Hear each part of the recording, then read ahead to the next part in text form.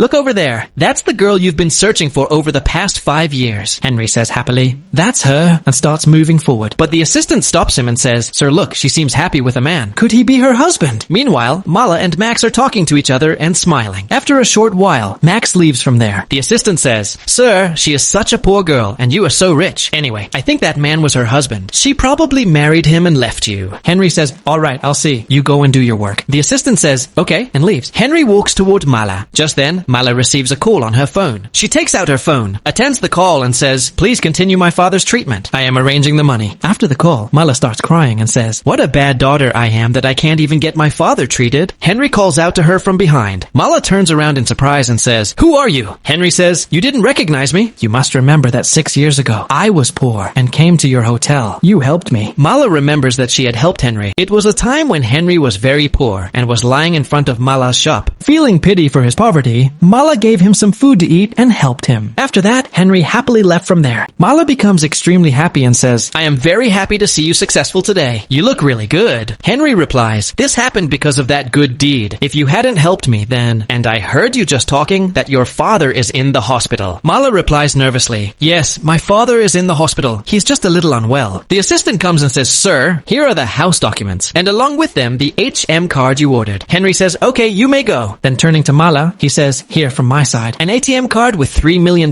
in it, and these house documents which are for you. Use this money to get your father treated." Mala says in surprise, "No, I can't take so much money from you, and I can't take this house either. I know you are helping me because I helped you, but now please believe me, these things are too much. I can't take them." Henry says, "You will have to take them," and starts forcing them toward her. Mala stops him and says, "Please don't do this." Henry says seriously, "Please take this house and the ATM card. I had come anyway to repay your favor. If you hadn't shown me kindness at that time, I wouldn't be in this position today. And when I saw your husband standing with you, then just take these things." Mala says in surprise, "My husband? Who are you talking about?" "The one who was standing with me earlier. You are misunderstanding. He was not my husband, he was my brother." Henry says seriously, "I am very happy that you are still not married, because to be honest, I like you very much, and I want to marry you. That's why I want to ask you, do you also want to marry me? If it is your wish, then I will marry you. Please think about it and give me an answer." Mala gets nervous and says, "You are such a rich man, and I am just a poor girl. Why would you marry me? You have no shortage of girls, so go and find a good girl suitable for you." Henry replies, "I don't want any other good girl, because for me, there cannot be a better girl than you. I have fallen in love with you. So I ask you again, will you marry me?" And he extends his hand toward Mala. Mala says in surprise, "But how can this be possible?" Henry smiles and says, "I just want to marry you. And it is possible. And now you won't refuse." And he steps closer to Mala and addresses the viewers saying, "Never forget the person who helps you in your difficult time. Please give your valuable opinion on our